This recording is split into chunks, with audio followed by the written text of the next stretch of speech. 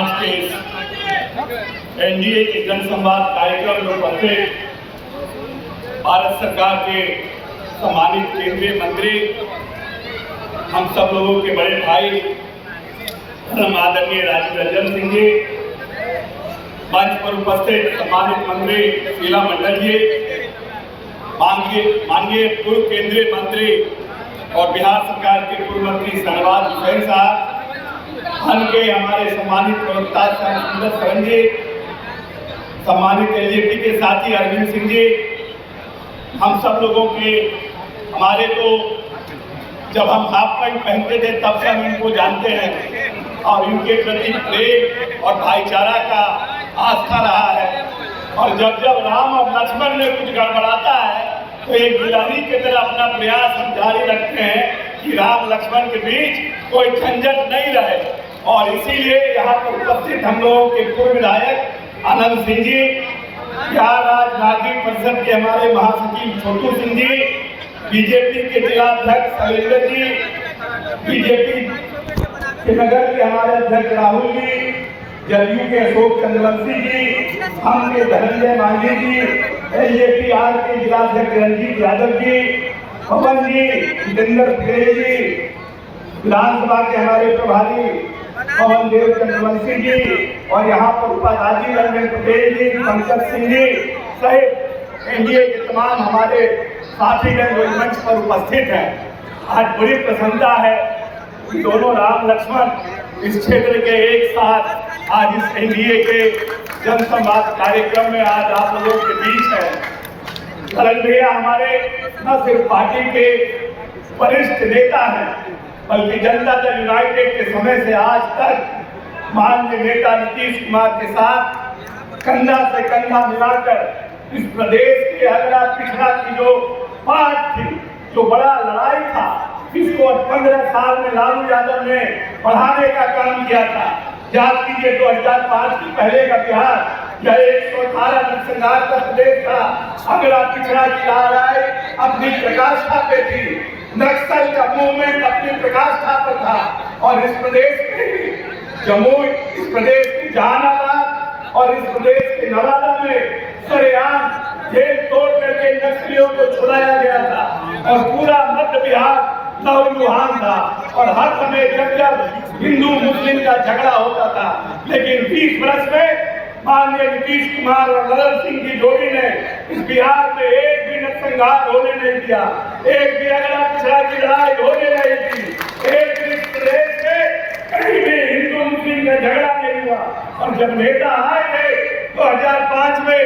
यह बिहार मात्र 24,000 करोड़ के बजट का बिहार था और 20 साल के अपने वित्तीय प्रबंधन पारदर्शिता से इन्होंने इस बिहार को 3,18,000 करोड़ के बिहार बनाने का काम किया। और इस 3,18,000 करोड़ में जो लंबे समय तक लोग हाशिए पर पड़े थे, जो आर्थिक सामाजिक और राजनीतिक रूप से पिछले मैदान पर पड़े थे,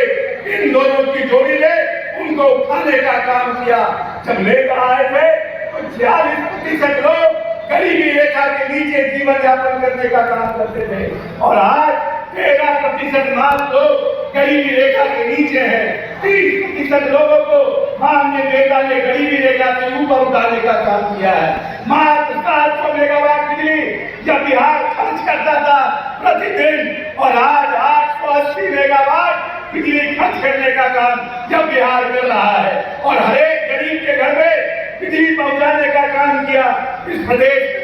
जब जातीय सर्वेक्षण करवाया तो उनको पता चला कि 94 लाख ऐसे लोग हैं जो गरीबी रेखा के नीचे हैं। और माननीय नेता को लगा कि उनके घर में जो बच्चे हैं, उनके घर में जो लड़के पढ़ने वाले हैं, हमारे सब जगह पर स्मार्ट मीटर लगा दिया है और बहुत लोगों को दिहाड़ी मजदूर रोज मिलता नहीं है। बहुत लोग जो साइकिल पर अंडा बेचने का काम करते हैं, जो सब्जी बेचने का काम करते हैं, उनके घर में स्मार्ट मीटर लग गया है, लेकिन उनको हर रोज काम नहीं मिलता है तो उनके बच्चे को फिर अंधेरे में पढ़ना पड़ेगा। और नेता ने, माननीय नेता ललन सिंह के साथ बातचीत करके 125 यूनिट बिजली आने वाले गरीबों के भविष्य के लिए प्रदेश में माफ करने का काम किया। जो नेता हमारे आने वाली संतति को पढ़ाना चाहता है, जो नेता हमारे आने वाले वंशज को पढ़ाना चाहता है, जो नेता चाहता है कि यह प्रदेश की आर्थिक स्थिति मजबूत हो। जब नेता आए थे तो प्रति व्यक्ति आय बिहार का 7,000 रुपया था और आज प्रति व्यक्ति आय 66,000 रुपया माननीय नेता नीतीश कुमार ने करने का काम किया है। और उनकी इच्छा है कि आने वाले 5 वर्षों में हम इसको 1 लाख प्रति व्यक्ति आय करने का काम करें और लगातार उसके लिए मूलभूत संरचना, शिक्षा, कृषि के क्षेत्र में उन्होंने क्रांतिकारी बदलाव लाने का काम किया है। जब हमारे घर में कोई व्यक्ति बीमार पड़ता है और उसको खून की आवश्यकता होती है तो हम चाहते हैं कि कोई ऐसा व्यक्ति मिले जो हमारे परिवार में मेरे माता पिता भाई बहन दोस्त यार को खून देने का काम करे। और जब खून लेना होता है तब हम नहीं देखते हैं कि यह खून अगला का है कि पिछड़ा का है। हम फट से खून लेकर अपने माता पिता को पहले चढ़ाते हैं, नहीं देखते हैं कि यह खून हिंदू का है कि मुस्लिम का है और उसको बचाने का काम करते हैं। लेकिन राजनीति में जब वोट देने जाते हैं तब पूछते हैं कि हमारा जात कहाँ है, मेरा जात के आदमी को हम वोट देंगे। अगर बिहार को 20वीं सदी का बिहार बनाया है और आपको चाहते हैं कि आपके आने वाली वंशज, आपके आने वाली पीढ़ी और आपके आने वाले बच्चे अगर विकसित बिहार में हो, जो बिहार याद करिए कैसा बिहार था, जिस बिहार में विक्रमशिला और नालंदा जैसे विश्वविद्यालय होते थे, जहाँ पर बिहार को विश्व गुरु कहा जाता था और 200 देशों के बच्चे यहाँ आकर पढ़ने का काम करते थे। यह वही बिहार था जहाँ मौर्य राजवंश ने इस हिंदुस्तान को सोने की चिड़िया बनाने का काम किया था और सम्राट अशोक ने अखंड भारत का सपना देखा था। लेकिन कुछ लोग जात पात हिंदू मुस्लिम करके इस प्रदेश को बांटने का काम किए हैं। और जब जब चुनाव होता है, अगर आप जात पात करिएगा, इस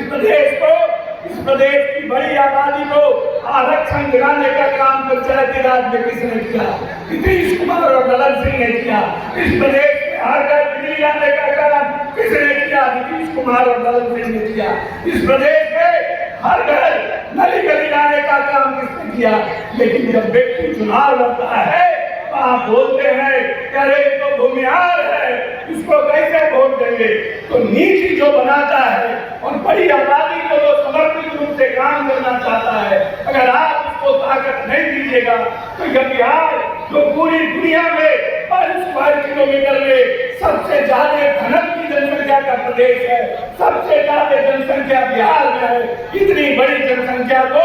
बांध करके एक माला में पिरोकर हम कैसे आगे बढ़ पाएंगे? इसलिए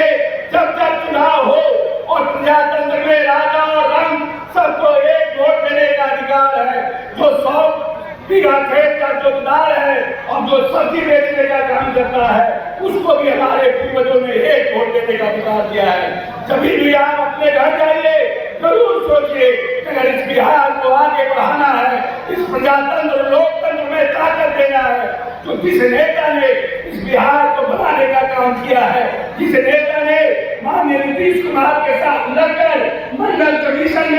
के समय भी जो नेता नीतीश कुमार के साथ खड़ा रहा और बड़ी ताकत देके पिछड़े और महादलित के उस प्रदेश से आगे बढ़ाने का काम किया है, उस नेता के साथ